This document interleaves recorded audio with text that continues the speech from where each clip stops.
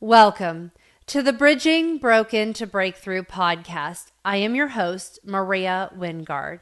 I share how hope will arise out of our past broken relationships, fractured families, and personal struggles. Come walk a mile with me as we allow Jesus to clean out the mess and organize the rest. Today's episode is titled, A Mini M&M Issue with Femininity, Part 3. At some point, we, as Christians, need to get back to a biblical worldview that men and women are equal, but carry and display the different aspects of God. In the same way that a pound of apples and a pound of oranges are equal yet unique, also reflects how men and women are beyond comparison. When placed on the scale of life, men and women have the same weight of a pound, but they bring distinctly different intrinsic qualities to the table. No man can stand before God for me as I will be measured for myself.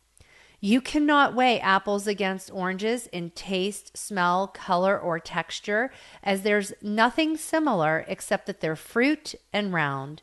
It is the same concept when we try to compare the biological genders instead of simply appreciating the beauty of our differences. Honestly, we are all in the same boat of humanity. We just navigate it differently. And frankly, I'm the type who navigates like a whitewater rafter who's going to strike the rock and smile for the camera while everyone else is focused on not getting smashed. This has nothing to do with gender. For biblical femininity is strong and courageous.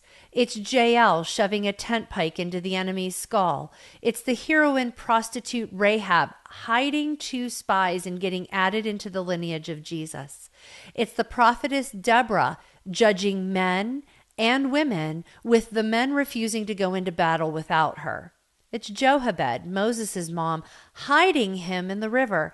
It's Miriam, the prophetess, convincing Pharaoh's daughter to allow Jochebed to nurse her brother Moses without revealing the family connection.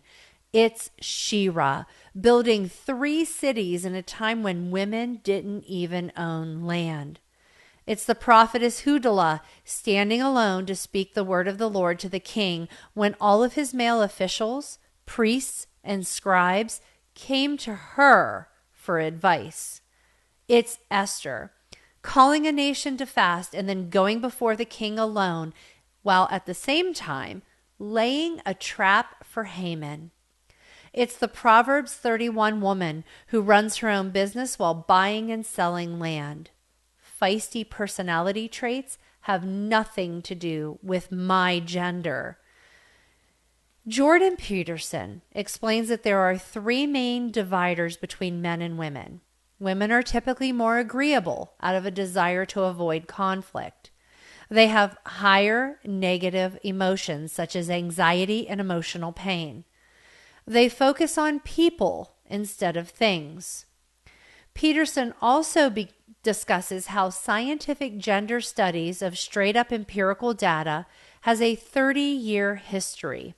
There are 5 basic traits, and if you take them and you sum those traits up across the board, you can separate men and women with about 75% accuracy. Gender personality differences are actually greater in egalitarian or equal societies. The more egalitarian a society gets, the more differences arise instead of disappearing gender-wise. And there's plenty of scientific research on this.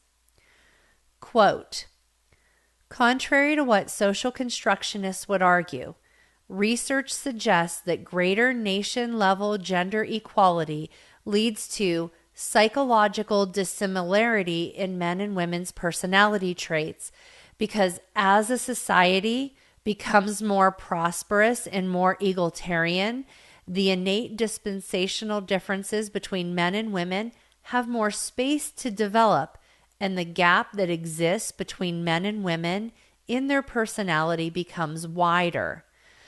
We need to stop assuming that gender gaps imply sexism. James Damore. Society would state that you are woefully inadequate as a female unless you deny all aspects of your femininity in order to achieve masculinity, and for men to completely deny masculinity in order to achieve femininity. This is the ideology that is currently being peddled to our young children. We do not have to be androgynous in order to reflect our gender and be acceptable as a human. This at its core is a war waged against God's creation that at its onset needs both the male to bring the spark of life and the woman to carry it.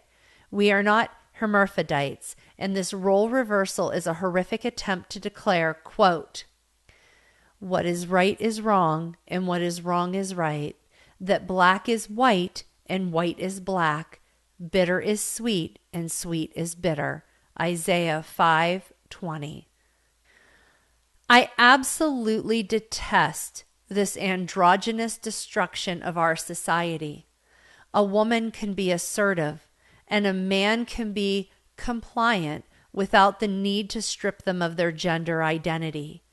True egalitarian societies have higher gender-specific expressions, which actually reflects biblical egalitarianism.